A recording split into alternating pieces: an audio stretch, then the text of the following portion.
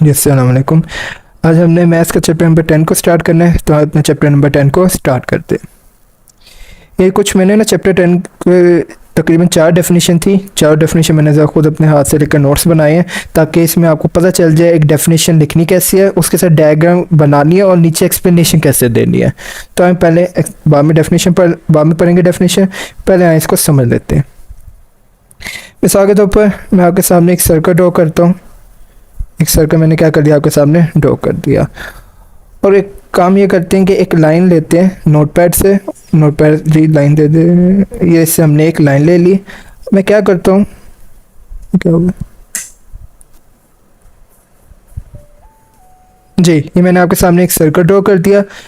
मैं क्या करता हूँ, इस सर्कल बाजू का ना आपने ऐसे गौर किया हो कि एक बंदा ना भी सुकून से खड़ा होता है सड़क पर, तो एक बंदा जो सुकून से खड़ा होता है, कोई दूसरा बंदा आके ना बाइक वाला से टकरा जाता है। क्या हो जाता है, बिल्कुल टकरा जाता है।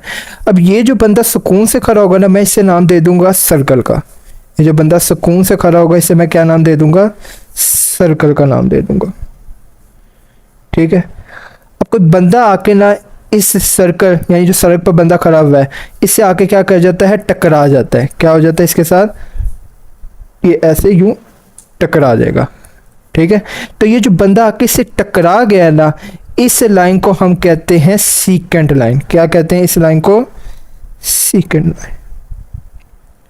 ये जो लाइन टकरा गई ना, एक बेचारा सुकून से सर्कल की जगह पर खड़ा हुआ था, तो कोई ऐਵੇਂ बंदा आके दो जगह से ठोकर मार गया, तो इस लाइन को हम क्या कहते हैं, सीकेंट।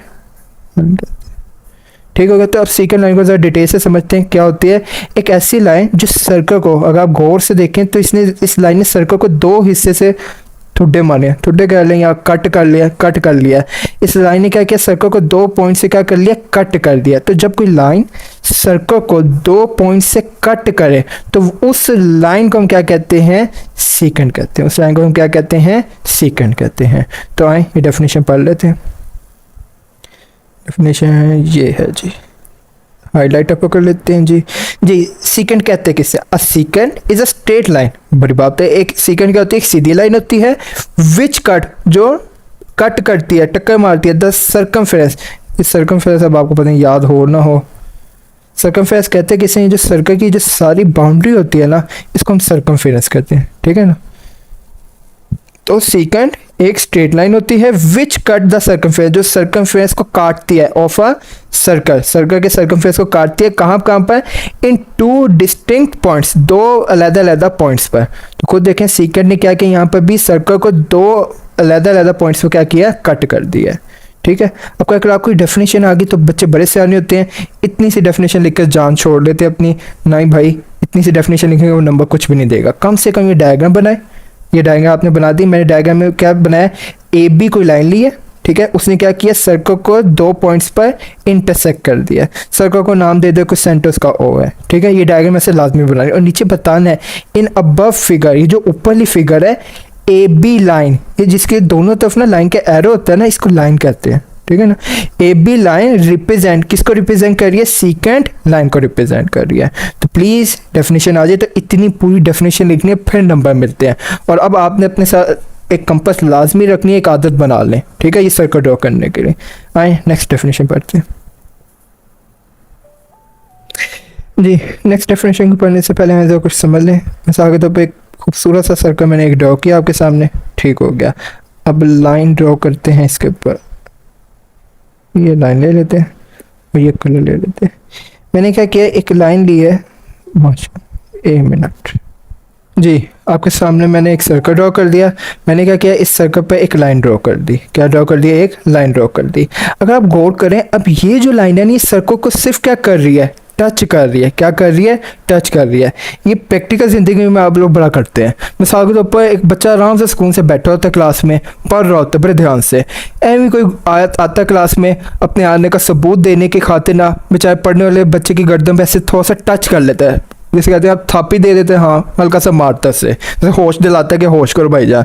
तो इसी तरह एक लाइन सिर्फ क्या करके गई है, सर्कल को टच करके गई है। ठीक है, काटा नहीं है, ठोकर नहीं मारी, ठुड्डे नहीं मारे, क्या किया, सिर्फ उसने सर्कल को एक पॉइंट पर, आप गौर करें जो मैंने शेड किया, इसको टच किया है। तो एक ऐसी लाइन, एक ऐसा बच्चा जो सर्कल को क्या करे, एक पॉइंट पर टच करे, तो इस लाइन को हम कहते हैं टेंजेंट लाइन। क्या कहते हैं, टेंजेंट लाइन। ठीक है, तो टेंजेंट किसे कहते हैं, एक ऐसी लाइन जो सर्कल को सिर्फ एक पॉइंट पर क्या कर दे, टच करे, उसे हम क्या कहते हैं, टेंजेंट कहते हैं। तो इसके डेफिनेशन को पढ़ लेते हैं। जितनी यहाँ डेफिनेशन लिखी ना, बस इतनी पढ़ने की आपको ज़रूरत है, बाकी इतनी कोई ख़ास ज़रूरत नहीं है, बुक से जाकर देखें। A tangent is a straight line, tangent भी एक स्ट्रेट लाइन होती है विच टच, सिर्फ टच करती है किसको, circumference of a circle at single point only, सिर्फ एक पॉइंट पर क्या करती है, सर्कल को टच करती है। तो अब इसके डायग्राम ऐसे बनाएंगे, हम लिखेंगे इन लाइन ए बी, कोई लाइन ए बी है, वो क्या कर रही है, सर्कल को सिर्फ एक पॉइंट पर टच कर रही है। ठीक है, इस पॉइंट को मैं नाम दे देता हूँ, नीचे शायद मैंने इसकी एक्सप्लेनेशन लिखी है, चल नहीं लिखे तो ठीक है, ऐसे भी लिख सकते हैं। तो आप खुद देखें, वैसे समझने के लिए लिख लें कि यहाँ पर जिस पॉइंट पर ए बी क्या कर रहे हैं, टेंजेंट को सिंगल पॉइंट पर टच करके मैं इसको एल का नाम दे देता हूँ। ठीक है, तो लिखेंगे इन अबव फिगर, जो अबव फिगर है ए बी, जो ए बी लाइन है वो किसको रिप्रेजेंट कर रही है, टेंजेंट लाइन को रिप्रेजेंट कर रही है। ठीक है, तो बस आपने ये डेफिनेशन इतनी ही लिख कर आनी है। आगे जी, आगे बढ़ते हैं, ज़रा इसको थोड़ा सा साफ करते हैं, थोड़ा सा वहीं भाई मिट्टी नहीं रहा जी। अगली डेफिनेशन को जानते हैं। फिर एक मैंने आपके सामने खूबसूरत सा सर्कल ड्रॉ किया नोटपैड के ज़रिए। फिर उसके बाद मैंने क्या किया, एक टेंजेंट लाइन ड्रॉ किया। क्या ड्रॉ कर दिया, एक टेंजेंट लाइन ड्रॉ कर लिए। ठीक है, इस टेंजेंट लाइन को हम नाम दे देते हैं, थोड़ा सा जूम करूँगा, इसको मैं नाम देता हूँ भाई जी, इस टेंजेंट लाइन को मैं नाम देता हूँ ए और बी। ये जो टेंजेंट लाइन है सर्कल ओ को इस जिस पॉइंट पर ये टच कर रहा है, इस पॉइंट को मैं नाम देता हूँ एम का नाम देता हूँ। किसका नाम दे देता हूँ, एम का नाम दे देता हूँ। तो याद रखिएगा, जब भी कोई टेंजेंट सर्कल को जिस सिंगल पॉइंट पर टच करता है, उस पॉइंट को कहते हैं पॉइंट ऑफ टेंजेंसी। ये जिस पॉइंट पर सर्कल को क्या मैंने कहा, जब टेंजेंट लाइन सर्कल को जिस पॉइंट पर टच करती है, उस पॉइंट को क्या कहते हैं, पॉइंट ऑफ टेंजेंसी, टेंजेंसी। ठीक हो गया, तो लिखा नहीं गया और मैंने आपको इधर से दिखाना भी नहीं है, और मैंने आपको नीचे से दिखा देता हूँ। कहाँ है डेफिनेशन भाई साहब, ये कभी आई नहीं वैसे डेफिनेशन, लेकिन पूछ सकते हैं एमसीक्यूज में, तो पूछा उसने। तो डिफाइन करते हैं पॉइंट ऑफ टेंजेंसी। तो इसके लिए आपने पहले टेंजेंट विद डेफिनेशन लिखनी है। A tangent to a circle is a straight line, वो क्या कहते हैं, विच, यहाँ मैं लिखना भूल गया, विच टचेज, यहाँ दा से पहले आने, which touches the circumference of a circle at single point only. Tangent वो सीधी लाइन है जो क्या कहती है, सर्कल को सिंगल पॉइंट पर टच करती है। द पॉइंट ऑफ कॉन्टैक्ट, जहाँ पर कौन सा पॉइंट ऑफ कॉन्टैक्ट की बात हो रही है, जिस पॉइंट पर सर्कल और टेंजेंट आपस में कॉन्टैक्ट इकट्ठे होते हैं, इस पॉइंट को हम कहते हैं पॉइंट ऑफ टेंजेंसी कहते हैं। तो इसकी डायग्राम ऐसे बनाएंगे और पॉइंट ऑफ टेंजेंसी को कोई टी नाम दे देंगे और लिखेंगे in above figure the point T. ये जो पॉइंट टी है रिप्रेजेंट, शो कर रहा है किसको, पॉइंट ऑफ टेंजेंसी को। ठीक हो गया, आखिरी डेफिनेशन चैप्टर 10 की, फिर ख़त्म लेक्चर। चलो जी, आपके सामने मैंने एक सर्कल ड्रॉ किया है और आपको नज़र आ रहा होगा इस सर्कल के ऊपर मैंने एक टेंजेंट लाइन ड्रॉ किया है, लेकिन इस बारे में मुख्तलिफ तरीके से टेंजेंट लाइन ड्रॉ किया। क्या किया, एक सर्कल के बाहर पॉइंट पी लिया और उस पॉइंट पी से एक टेंजेंट लाइन ड्रॉ किया सर्कल के ऊपर। ठीक है, आपको पता है जिस पॉइंट पर सर्कल और टेंजेंट लाइन आपस में कॉन्टैक्ट करती है, उस पॉइंट को हम कहते हैं पॉइंट ऑफ टेंजेंसी। क्या कहते हैं, पॉइंट ऑफ टेंजेंसी। अब यहाँ पे एक नई डेफिनेशन है, वो क्या, याद रखिएगा, एक डेफिनेशन आती है, इसको कहते हैं लेंथ ऑफ टेंजेंट। डिफाइन कर दिया लेंथ ऑफ टेंजेंट। ये होता क्या है, जब भी आप किसी पॉइंट से टेंजेंट लाइन ड्रॉ करें, ठीक है, और इस पॉइंट पी से लेकर पॉइंट ऑफ कॉन्टैक्ट तक, इस पॉइंट पी से लेकर पॉइंट ऑफ कॉन्टैक्ट तक, ये जो फासला है ना, इस फासले को कहते हैं लेंथ ऑफ टेंजेंट कहते हैं। इसे क्या कहते हैं, लेंथ ऑफ टेंजेंट। तो इसकी डेफिनेशन को पढ़ लेते हैं जी। लेंथ ऑफ टेंजेंट कहते हैं किससे, इधर डायग्राम में बनी हुई है। The length of tangent to a circle is mayor, इसको नापा जाता है। कहाँ से नापा जाता है, फ्रॉम गिवन पॉइंट पी, इस पॉइंट पी से लेकर to point of contact, point P से लेकर पॉइंट ऑफ कॉन्टैक्ट तक ये जो फासला है जो मैया किया जाता है इसको हम कहते हैं लेंथ ऑफ टेंजेंट करते हैं। तो अगर डेफिनेशन आगे तो आप देते लिखनी है और इसमें बताना है in above figure the distance from point P से लेकर डी तक, पॉइंट पी से लेकर डी तक ये जो फासला रिप्रेजेंट कर किसको लेंथ ऑफ टेंजेंट रिप्रेजेंट करें। तो ये था ये चैप्टर 10 का पार्ट 1 जिसमें हमने सारी डेफिनेशन को डिस्कस कर लिया। अब पार्ट 2 में हम एमसीक्यूज करेंगे। अल्लाह हाफिज़। जी अस्सलाम वालेकुम। आज हमने क्लास 10th के चैप्टर 10 के जितने भी एमसीक्यूज हैं उनके ऊपर डिस्कशन स्टार्ट करनी है। तो ये तो एमसीक्यूज के पार्ट 2 बन रहा है, तो अगर पार्ट 1 आपने डेफिनेशन का नहीं लिया तो ले लें क्योंकि इसमें हमने काफ़ी अहम डेफिनेशन के ऊपर डिस्कशन की है। तो आए स्टार्ट करते हैं। एमसीक्यूज ऐसे हैं जो मैंने अभी देखे हैं बीच में से बन सकते हो, बनते भी हैं, तो उनको भी डिस्कस करना है। ये तो दोनों डेफिनेशन मैंने आपके साथ डिस्कस कर ली थी पिछले लेक्चर में, इसके ऊपर काफ़ी लंबी डिस्कशन हो गई थी सीकेंट और टेंजेंट क्या होता है। तो इसको यहाँ से पढ़ने की ज़रूरत नहीं है, ना यहाँ से डायग्राम देखने की ज़रूरत है। अच्छा यहाँ से ना एक बात सुन ले, ये ना थ्योरम 1 ऐसा कोई एमसीक्यूज तो नहीं है, लेकिन इसके ज़रिए एक एमसीक्यूज हमें सॉल्व करना बड़ा आसान हो जाएगा। अगर आप गौर करें तो ये जो सिर्फ जितना को उतना देखेगा ए बी एक लाइन टेंजेंट है। अब आप कहेंगे सर आपको कैसे पता टेंजेंट है, क्योंकि देखें ये जो ए बी लाइन है सर्कल को सिर्फ एक सिंगल पॉइंट पर क्या कर रही है, टच कर रही है, और वो सिंगल पॉइंट कैसी, ये पी को छोड़ दें, डी को भी छोड़ दें, ठीक है। तो ए बी एक टेंजेंट लाइन है जो क्या कर रही है, सर्कल को एक सिंगल पॉइंट पर टच कर रही है, ठीक है। मैंने क्या किया, ओ सेंटर ओ से मैंने क्या किया, सर्कल के सेंटर से एक परपेंडिकुलर ड्रॉ कर दिया। क्या ड्रॉ कर दिया, परपेंडिकुलर ड्रॉ कर दिया।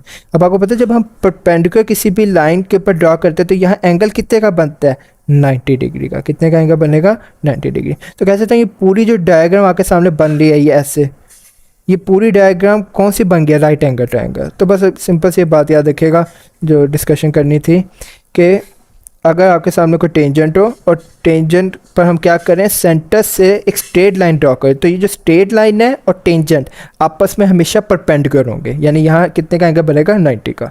बस इसको वैसे याद कर लिया, एमसीक्यूज में भी हमें हेल्प करेगा। अल्लाह अकबर, ये वही बात है, देखने की जरूरत नहीं। ये वाला जो पॉइंट है ना ये हम पढ़ लेंगे चैप्टर 9 थ्योरम 1 में, पढ़ के पढ़ लिया हमने आपने।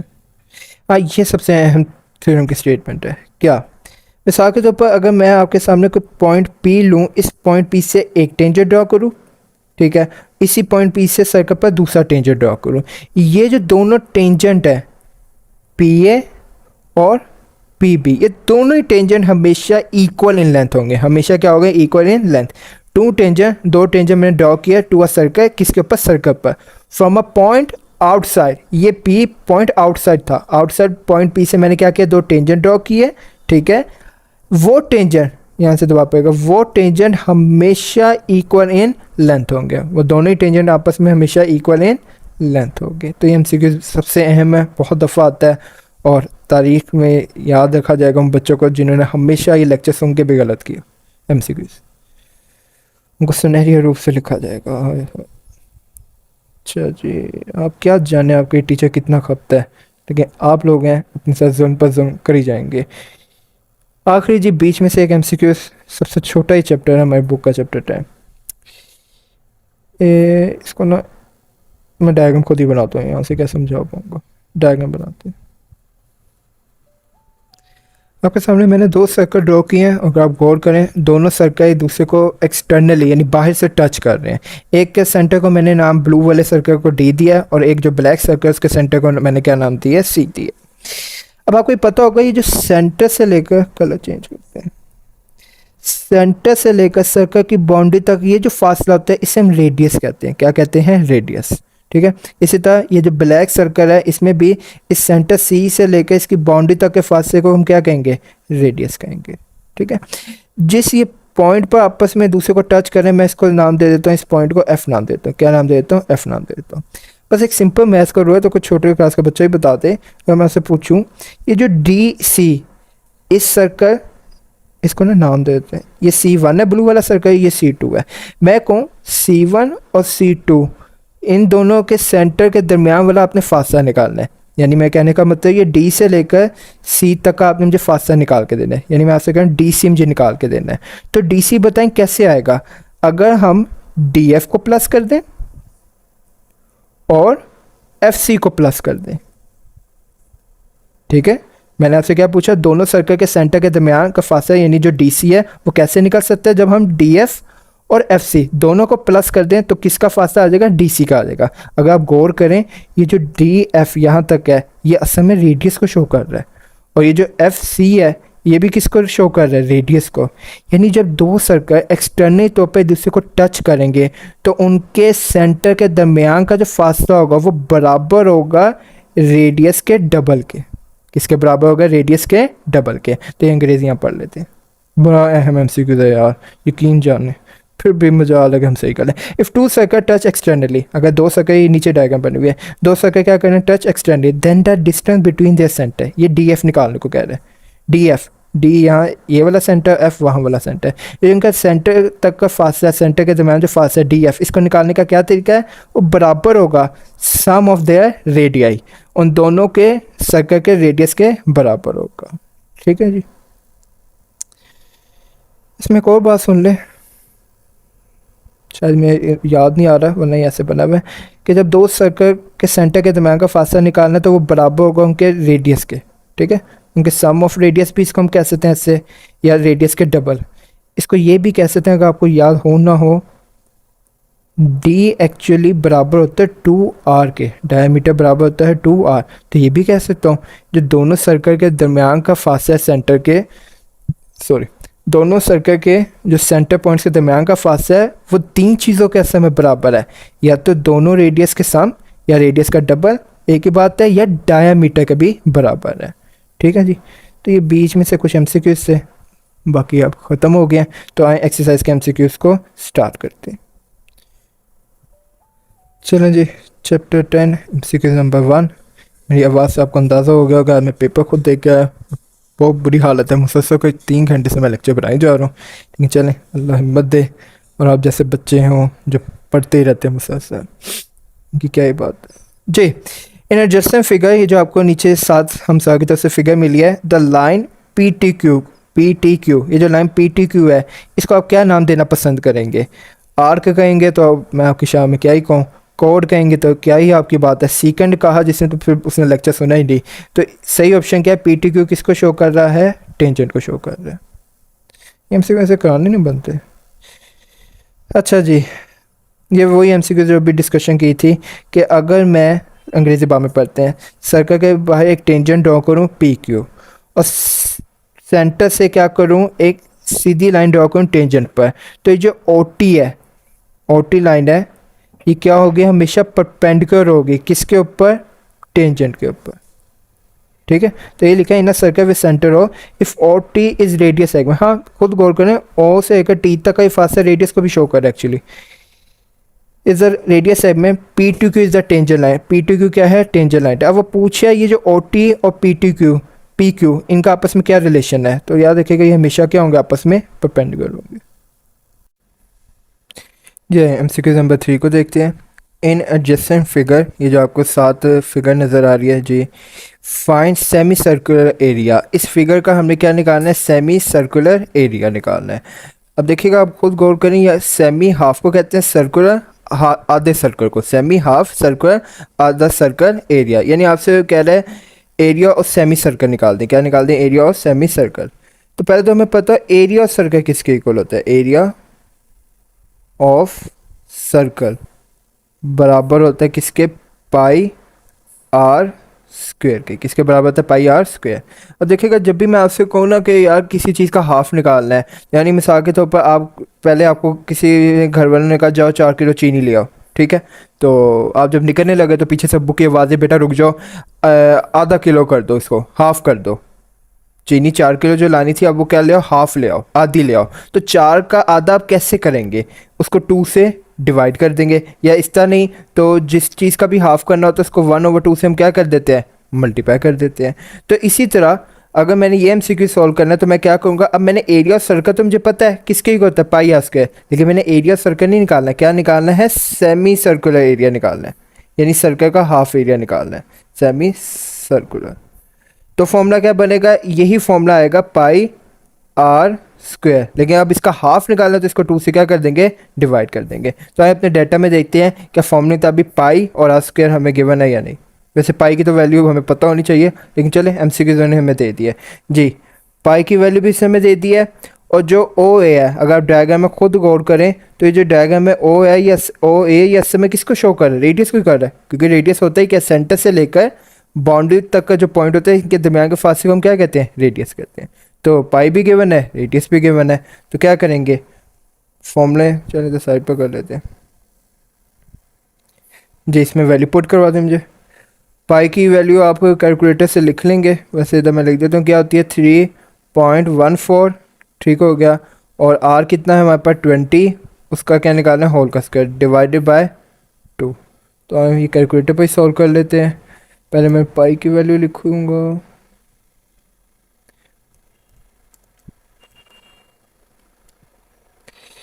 जी। जब ये कैलकुलेटर पर आप इसको लिखेंगे तो आपके पास गालबन आंसर आ जाएगा 628.32,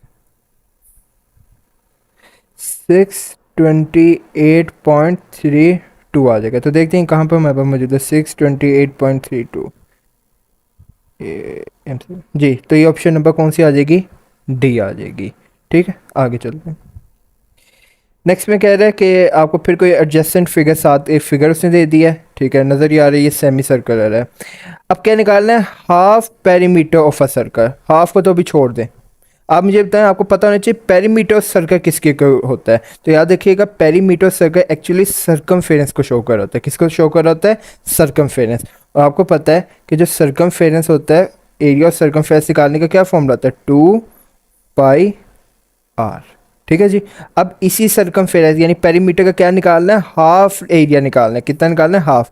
तो हाफ के लिए जो फॉर्मूला होगा, ओ भाई, अच्छा जी, जो फॉर्मूला होगा उससे क्या कर देंगे, उसको फॉर्मूले को 2 से डिवाइड कर देंगे। ये 2 से क्या हो गया, कैंसिल हो गया। तो हाफ पेरीमीटर सर्कल बराबर आ गया पाई आर के। अब अपनी वैल्यू देख लेते हैं जी। पाई की तो वैल्यू वैसे कैलकुलेटर से निकाली जा सकती है। और दूसरा रेडियस, जो यहाँ खुद गौर करें, ओ ए रेडियस को शो कर, वो कितना है, 20 है। तो ये वैल्यू पुट कर लेते हैं। पाई की तो जगह आ जाएगा 3.14 और आर की जगह 20 आ जाएगा। ठीक है, कैलकुलेटर में लिख लें, पाई मल्टीप्लाई 20, तो गालबन यहाँ से आ जाएगा 62.83 आ जाएगा। ठीक हो गया। तो देखते हैं कौन सी ऑप्शन है, ये वाली बी ऑप्शन। ठीक हो गया। चलें जी, बाकी अब आगे थ्योरी वाले ही हैं, बस 2 रह गए न्यूमेरिकल टाइप के एमसीक्यूज। अ लाइन, एक line which has 2 point in common, जिसके 2 कॉमन पॉइंट्स होते हैं with the circle is called. क्या वो, अच्छा ये साइन तो नहीं आपको पता है, ये तो वैसे इग्नोर करें। जो ऑप्शन पढ़ा ही नहीं होती तो उसको क्यों इतनी गौर से देखना। कोसाइन भी आपने नहीं पढ़ा हुआ, ये भी इग्नोर करें भी जी। टेंजेंट ऑफ अ सर्कल या सीकेंट ऑफ अ सर्कल, अब इन दोनों में से चेक करना है। ये जो ए बी ऑप्शन है ना, इनको इसलिए नहीं मैं अभी समझा रहा क्योंकि चैप्टर 7 में ना बड़ी डिटेल से हमने दोनों पढ़ने हैं, कोसाइन और साइन, ये आपकी बड़ी नई चीज़ है। खुद गौर करें, टेंजेंट में तो वो सिर्फ टच करता है, ठीक है। वाहिद सीकेंट ही है जिसमें वो क्या करता है, 2 पॉइंट्स पर लाइन वो सर्कल को क्या करता है, इंटरसेक्ट करता है। इसमें सबसे बेस्ट ऑप्शन कौन सी आ गई, secant of a circle. A line, एक line which has only 1 common point, जिस which has only 1 point in common, ये किसके लिए ज़्यादा बेस्ट ऑप्शन है। क्या सीकेंट में सिर्फ क्या करती है, लाइन सर्कल को एक ही पॉइंट पर इंटरसेक्ट करती है, नहीं। सेकंड में तो लाइन क्या करती है, सर्कल को 2 पॉइंट्स पर इंटरसेक्ट करती है। वाहिद टेंजेंट ही है जिसमें क्या होता है कि लाइन जो होती है, टेंजेंट लाइन, वो क्या करती है, सर्कल को एक ही पॉइंट पर टच करती है। तो ये 1 पॉइंट से इंडिकेट हो जाता है, टेंजेंट को शो कर रहा है। और यहाँ पर जो 2 पॉइंट्स है, बाकी पढ़ने की ज़रूरत नहीं है, 2 points secant of a circle और 1 point tangent of a circle. ये मेन वर्ड है जिससे आपको हिंट मिल जाएगा कौन सी ऑप्शन सबसे बेस्ट है। ये तो अभी हमने पीछे पढ़ा था, थ्योरम की एक स्टेटमेंट थी कि जब आप टेंजेंट ड्रॉ करें फ्रॉम अ पॉइंट, एक पॉइंट जो आउटसाइड द सर्कल है, तो वो जो टेंजेंट होंगे, जो दोनों टेंजेंट होंगे आर ऑफ डैश लेंथ, वो हमेशा क्या होंगे, लेंथ में। हाफ तो कभी नहीं होंगे, डबल भी नहीं होंगे, ट्रिपल भी नहीं होंगे, बल्कि हमेशा क्या होंगे, इक्वल होंगे। ठीक है। अ सर्कल हैज़ ओनली 1, इसको अगर मैं इधर तरतीब से देखूं तो सर्कल में सिर्फ एक ही सेंटर होता है। डायमीटर देखें काफ़ी सारे बन सकते हैं, ज़रूरी तो नहीं कि एक ही हो, तो ये तो ऑप्शन नहीं हो सकती। कॉर्ड भी आप एक से ज़्यादा बना सकते हैं, सीकेंड भी आप एक से ज़्यादा बना सकते हैं। सिर्फ वाहिद एक सेंटर ही होता है सर्कल का जो एक ही होता है, एक से ज़्यादा सेंटर नहीं होते। ना याद हो ना सेंटर सर्कल में कितने होते हैं, तो उसको सोचेगा जो अर्थ है उसके कितने सेंटर हैं। अच्छा जी, next MCQs. A tangent line, जो टेंजेंट लाइन होता है इंटरसेक्ट करती है सर्कल को कितने पॉइंट्स पर? हमेशा सिंगल पॉइंट पर। 3 पॉइंट्स होते तो कोई कंसेप्ट ही नहीं है, कोई ऐसे हमने पढ़ा नहीं। हाँ, अगर सीकेंड के बारे में पूछें जी, सीकेंड वो वाहिद है, ये मैं एमसीक्यू के हवाले से वो दूसरी बात कर रहा हूँ। यहाँ लिखा आ सकता है टेंजेंट की जगह सीकेंड line intersect the circle. Second line circle को कितने पॉइंट्स पे इंटरसेक्ट करती है? 2। लेकिन इधर एमसीक्यूज में हमारे कौन सी डिस्कशन हो रही है? टेंजेंट के ऊपर। तो टेंजेंट हमेशा सर्कल को किस पॉइंट पर इंटरसेक्ट करता है? कितने पॉइंट पर करता है? सिंगल पॉइंट पर हमेशा इंटरसेक्ट करता है। चलें जी, 2 और थ्योरी वाले एमसीक्यूज हैं। Tangent drawn at the end of diameter of a circle. चल पहले इसको समझ लेते फिर मैं पढ़ाता हूँ। क्या कर रही है आज, कुछ दुश्मनी है? अच्छा जी, मिसाल के तौर पर एक मैं सर्कल ड्रॉ करता हूँ। ठीक है जी, एक सर्कल मैंने ड्रॉ किया और मैं क्या करता हूँ, आपको पता है डायमीटर किसे कहते हैं? एक ऐसा कोड जो सर्कल के सेंटर से पास करे। एक ऐसा कोड जो सर्कल के सेंटर से पास करे, सो हम क्या कहते हैं?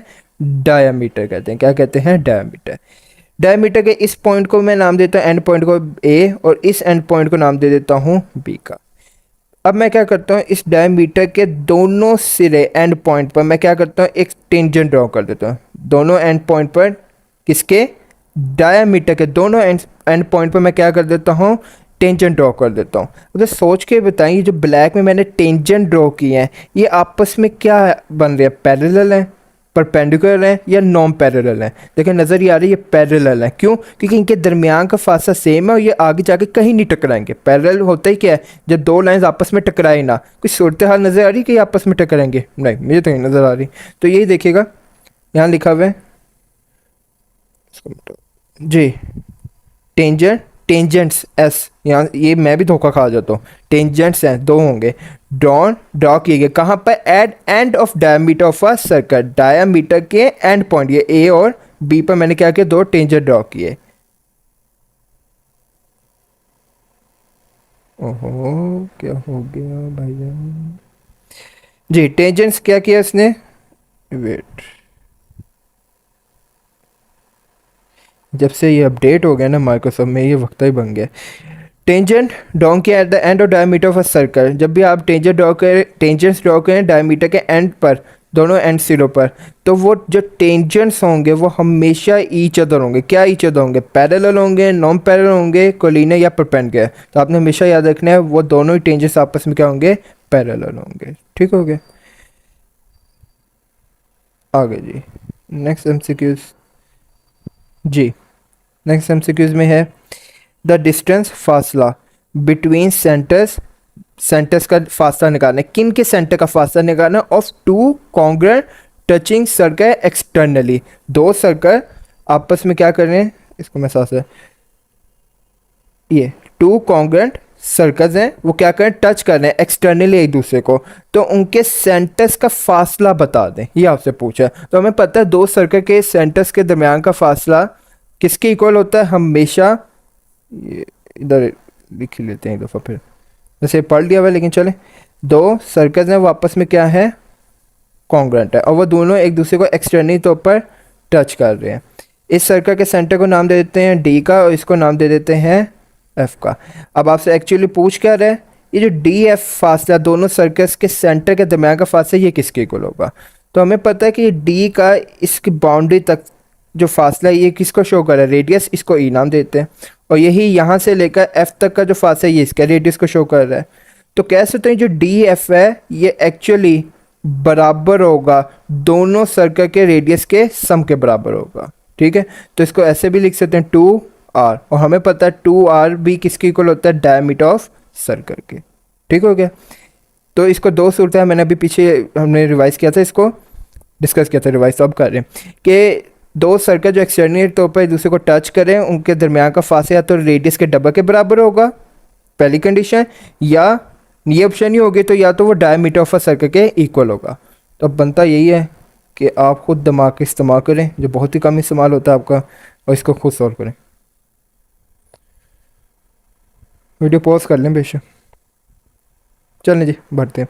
द डिस्टेंस, फासला, सेंटर्स, किन के दरमियान सेंटर्स का फासला निकालना है? Two congruent circle touching externally, दो सर्कल हैं जो क्या कर रहे हैं, एक दूसरे को एक्सटर्नली तौर पर टच कर रहे हैं, तो उनके सेंटर का जो फासला है वो बराबर होगा। जीरो लेंथ, ये तो कोई पढ़ा ही नहीं हमने सिरे से। The radius of each circle, क्या सिर्फ एक रेडियस के बराबर होगा? नहीं, दोनों रेडियस। यहाँ तो ईच एक सर्कल की बात हो रही है, लेकिन हमने पढ़ा कि दोनों के जो रेडियस है उनके बराबर होगा। ईच की तो बात ही हो ही नहीं रही, ठीक है। तो ईच की वजह से मैं इसको क्या कर दूंगा, इग्नोर कर दूंगा। आगे, ट्वाइस द डायमीटर, क्या डायमीटर का ट्वाइस होता है उनका जो सेंटर्स का जो फासला है, क्या वो बराबर होता है डायमीटर के ट्वाइस के? नहीं, ट्वाइस का मतलब होता है दुगना, two times. The diameter of each circle, जी डायमीटर ऑफ ईच एक सर्कल के बराबर होता है, ये सबसे बेस्ट ऑप्शन है। ठीक हो गया, उम्मीद करते हैं आपको समझ आ गया होगा। चलें जी, अब ये दो रह गए तो इनके मैं जगह बना लूँ, थोड़े से लेंथी हैं ये। जी एमसीक्यू नंबर 13 को स्टार्ट करते हैं। इन द एडजॉइनिंग फिगर, ये जो आपको द फिगर दी हुई है, दे इज अ सर्कल, एक सर्कल है जिसका सेंटर क्या है, ओ है। सेंटर क्या है, ओ है, ठीक है।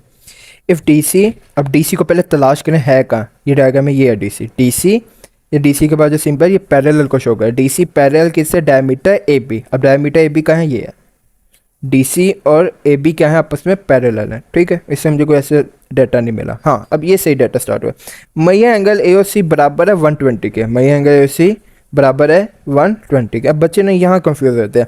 देखें, एंगल की खूबी होती है, जब भी किसी भी एंगल की वैल्यू देते हैं ना, उसमें से तीनों अल्फ़ाबेट्स इकट्ठे आ जाते हैं। तो उस समय ये एंगल की वैल्यू तीनों को, ये जो एंगल 120 वैल्यू आपको गिवन है, ये तीनों अल्फ़ाबेट्स की वैल्यू को नहीं शो कर रहा, बल्कि किसको शो कर रहा होता है, जो सेंटर में अल्फ़ाबेट आता है ना, उसकी वैल्यू को शो करता है। यानी एक्चुअली हमें मैया एंगल ए सी किसके एंगल की वैल्यू गिवन है, ओ की। जो सेंटर में अल्फ़ाबेट होगा ये एक्चुअली उसकी वैल्यू को शो किया करेगा, ठीक है। देन क्या करना है, ए सी डी। अब यहाँ पर भी एंगल के साथ तीन अल्फ़ाबेट आ गए, तो तीनों का मतलब बस सिर्फ एक प्रेजेंटेशन है। असल में जो सेंटर में अल्फ़ाबेट आ रहा होता है वो एंगल की वैल्यू को शो करता है। तो सेंटर में अल्फ़ाबेट कौन सा आ रहा है, सी, तो एक्चुअली हमने उसकी वैल्यू निकालनी है। तो एंगल ओ की वैल्यू 120 है और सी फाइंड करना है। तो इधर डायग्राम को भी देख लेते हैं।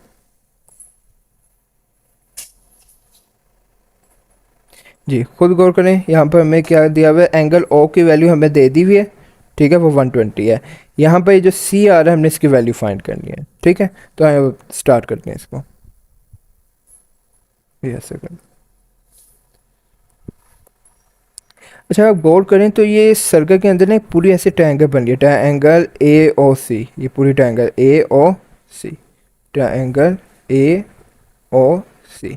इस पूरी ट्रायंगल में हमें एंगल सिर्फ ओ की वैल्यू गिवन है, वो 120 है, और ये जो सी है इसकी वैल्यू तो फाइंड करनी है, और साथ ए की भी वैल्यू हमें नहीं गिवन है, ठीक है जी।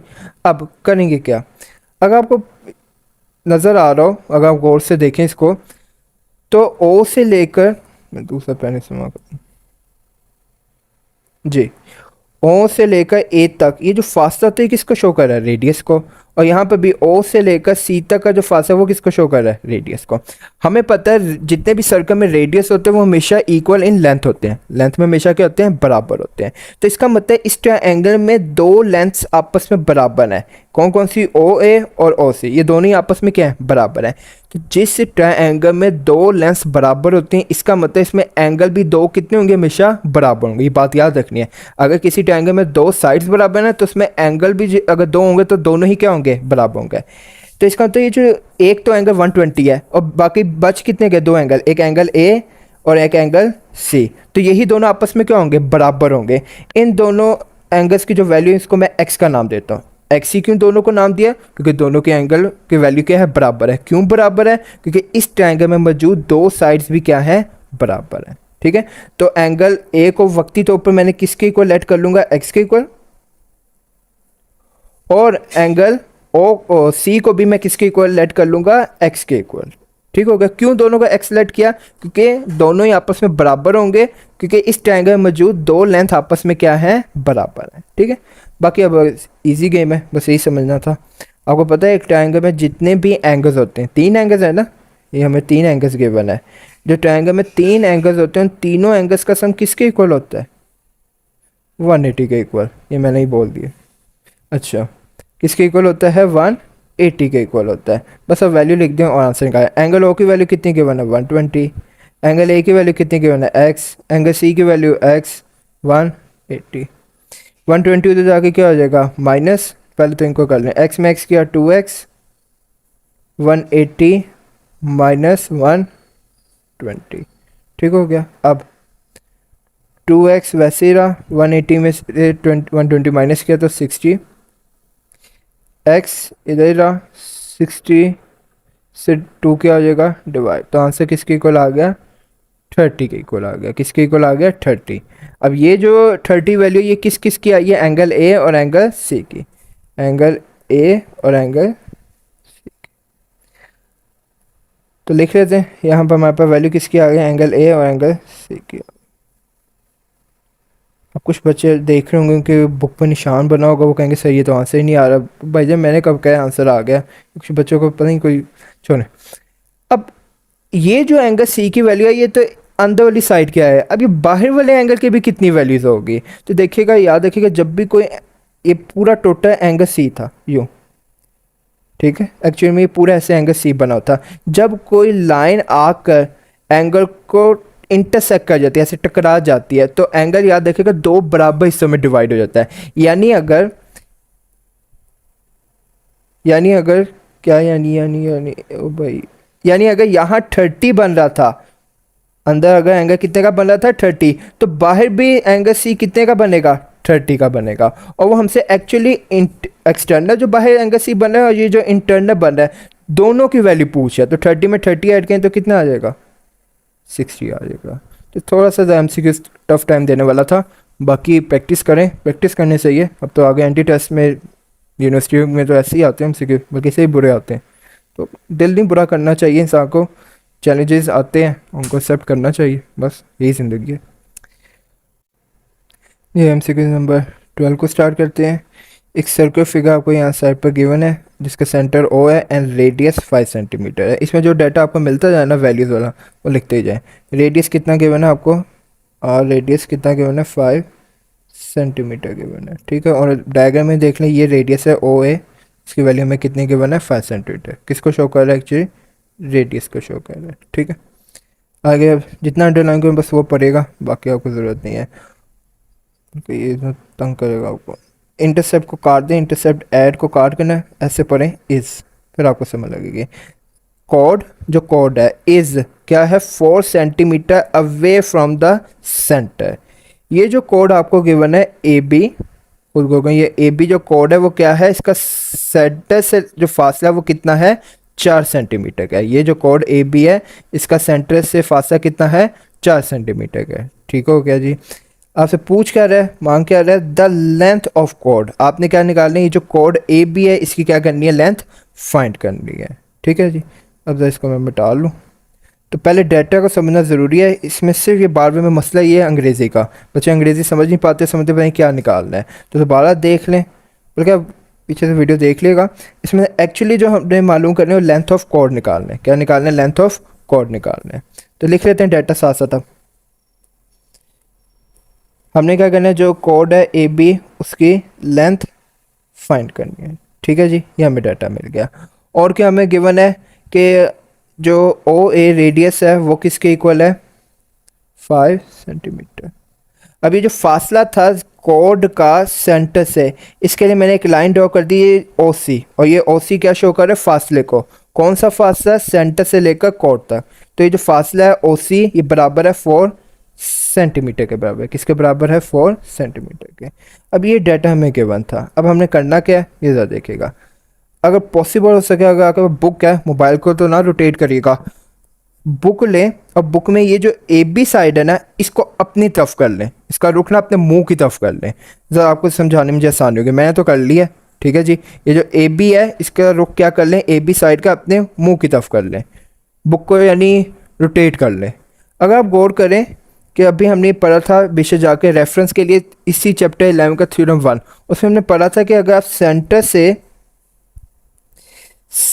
से लाइन ड्रॉ करें किसके ऊपर टेंजेंट, वहाँ हमने टेंजेंट पढ़ा था, तो ये जो सेंटर से लाइन आपने टेंजेंट पर ड्रॉ हमने उधर की थी तो वहाँ कितने का एंगल बना था 90। तो खुद गौर करें यहाँ हमने एक स्ट्रेट लाइन ड्रॉ किया कॉर्ड के ऊपर, ठीक है, तो उस सूरत में यहाँ पर एंगल कौन सा बन गया 90 डिग्री का, कौन सा एंगल बन गया 90 डिग्री का, ठीक है। और अब गौर करें पूरी ही एक राइट एंगल ट्रायंगल बन गया, पूरी ही क्या बन गई, एक राइट एंगल ट्रायंगल। तो राइट एंगल ट्रायंगल में ज़रा रिवाइज कर लें, क्लास 9th को किए हुए आपको बहुत टाइम हो गया होगा, आपको तो परसों की बात नहीं याद रहती। अच्छा, क्या पढ़ा था कि ये जो 90 डिग्री के सामने साइड होती है किसको शो करती है, हाइपोटेन्यूज। ठीक है जी, ये जो ओ ए है ये किसको शो कर रही है, हाइपोटेन्यूज। और ये जो ए सी साइड है नीचे वाली इसको बेस कहेंगे, और जो तीसरी साइड बच जाती है इसको क्या कहते हैं, परपेंडिकुलर कहेंगे। क्या कहेंगे, परपेंडिकुलर। तो रिपीट में करते हैं, ये जो 90 के सामने वाली साइड होगी हाइपोटेन्यूज, हाइपोटेन्यूज के बिल्कुल नीचे क्या होगा, बेस, और तीसरी साइड परपेंडिकुलर। तो आए ये साथ साथ अब लिख लेते हैं। चलो जी, मैंने भी ना ये बी साइड को अपने तरफ कर लिया था, अपने मुंह की तरफ कर लिया था ताकि मुझे ड्रॉ करने में आसानी है। अब मैंने ये ड्रॉ कर लिया है तो मैं साथ साथ लिखता भी जाता हूँ कि एक्चुअली कौन सी साइड किसको रिप्रेजेंट कर रही है। जी, जो ए बी साइड है, सॉरी ए बी तो हमने मालूम करनी है, ये तो अभी छोड़ दें, तो टोटल है। ये देखें ए सी जो साइड है, सिर्फ ए सी साइड ये किसके इक्वल है, बेस। ये किसको शो कर रहा है, बेस। अभी मैं सिर्फ लिख रहा हूँ बेस और परपेंडिकुलर क्या है। और जो ओ सी साइड है वो किसको शो कर रहा है, परपेंडिकुलर। और जो ओ ए साइड है वो किसको शो कर रही है, हाइपोटेन्यूज को। किसको शो कर रही है, हाइपोटेन्यूज। तो सिंपल क्लास 9th का कॉन्सेप्ट कि अगर आपको दो साइडें दे दे और तीसरी साइड निकाल रही हो, दो साइड कौन सी, हाइपोटेन्यूज भी दे दी है, परपेंडिकुलर। मैं आपसे कहूँ आपने बेस ए सी निकालना है, तो कैसे निकालेंगे, बाय पैथागोरस थ्योरम। किससे करेंगे, by Pythagoras theorem. A square बराबर होता है B square plus P square के। ठीक हो गया जी। तो देख लें एज की वैल्यू आपको क्या गिवन है, 5 का स्क्वायर, और बेस की वैल्यू क्या आपको गिवन है वो फाइंड करने, उसको एक्स सेलेक्ट कर लेते हैं। ठीक है, एक्स का स्क्वायर। और पी की वैल्यू हमारे पास क्या है, 4 का स्क्वायर। ठीक है, अब इतनी एक एक वर्किंग तो नहीं करनी, बट डायरेक्ट करें, सॉल्व एमसीक्यूज है। 5 का स्क्वायर 25, एक्स स्क्वायर वैसे रहा, और यहाँ क्या आ गया, 16 आ गया। ठीक हो गया। तो एक्स स्क्वायर तो अपनी जगह पे ही रहेगा, 25 भी अपनी जगह पे रहा, हाँ 16 जाकर क्या हो जाएगा, माइनस। तो एक्स स्क्वायर बराबर आ जाएगा किसके, 9 के। जब दोनों तो स्क्वायर रूट लेंगे तो एक्चुअली में एक्स बराबर आ जाएगा 9 के बराबर आ जाएगा। किसके बराबर है, सॉरी √9 का आंसर क्या आ जाएगा, 3 आ जाएगा। तो एक्स किसके इक्वल आ गया, 3 के इक्वल आ गया। ठीक है, तो ये जो बेस थी, बेस की वैल्यू किसके इक्वल आ गई, 3 के इक्वल आ गई। अब जरा यहाँ गौर करेगा, फिर वही काम करें कि ये जो डायग्राम है ए बी साइड है ना, अपनी आसानी के लिए इसका रुख अपनी तरफ कर लें। ठीक है, ए बी साइड का जो रुख है अपनी तरफ कर लें। अब मैं वैल्यू लिखता हूँ, ज़रा आपको समझने में आसानी हो जाएगी। ये जो ए सी साइड थी, जो बेस थी, इसकी वैल्यू कितनी आ गई, 3 आ गई। कितनी आ गई, 3 आ गई। असल में तो मैंने पूरी ए बी वैल्यू निकालनी थी। क्या निकालनी थी, पूरी ए बी वैल्यू। याद देखिएगा, जब भी किसी भी कॉर्ड हो या टेंजेंट हो, उसके ऊपर से ये ऐसे कोई परपेंडिकुलर आकर ड्रा होता है। क्या ड्रा होता है, परपेंडिकुलर। ये परपेंडिकुलर ना उस लाइन को, जो यहाँ कॉर्ड है, उसको हमेशा दो बराबर हिस्सों में डिवाइड किया करेगा। कितने हिस्सों में, दो बराबर हिस्सों में। यानी ओ सी ने आके इस ए बी कॉर्ड को दो बराबर हिस्सों में डिवाइड कर दिया। यानी अगर ए सी जो पहला हिस्सा ये 3 सेंटीमीटर है, तो जो सी बी होगा वो भी कितना होगा, 3 सेंटीमीटर होगा। और टोटल ए बी कितने लेंथ के इक्वल होगा, 3 में 3 ऐड कर देंगे तो 6 आ जाएगा। किसके इक्वल आ जाएगा, 6। तो इसमें बेस्ट ऑप्शन क्या आ गई, 6 आ गई कि लेंथ ऑफ टेंजेंट किसके इक्वल थी, से। तो लेंथ ऑफ टेंजेंट निकालने के पहले हमने एक्चुअली क्या किया था, मैं रिपीट कर दूं, मजबूरी थी हमारी कि पहले हमने यहाँ पर जो ए सी बेस थी, ए सी बेस थी, ये ड्रॉ की और फाइंड किया ए सी की वैल्यू। फिर हमने क्या किया कि जब 3 वैल्यू आ गई तो हमें पता है कि ये जो ओ से लेकर कॉर्ड तक परपेंडिकुलर हम ड्रॉ करते हैं, ये क्या करता है, इस ए बी लाइन को दो बराबर हिस्से में डिवाइड करता है। यानी अगर ये वाला हिस्सा 3 था तो ये जो सी बी, सी से एक बी था, ये वाला भी फासला तो नहीं कहना चाहिए, ये वाला भी जो डिस्टेंस है वो भी किसके इक्वल होगा, 3 सेंटीमीटर। ए सी भी 3 सेंटीमीटर और सी बी भी 3 सेंटीमीटर। तो टोटल ए बी अगर मैं आपसे पूछूं कॉर्ड की टोटल लेंथ कितनी थी, तो वो कितनी आ जाएगी, 6 आ जाएगी। ठीक है, उम्मीद करते हैं आज का लेक्चर आपको समझ आएगा। अल्लाह हाफ़िज़।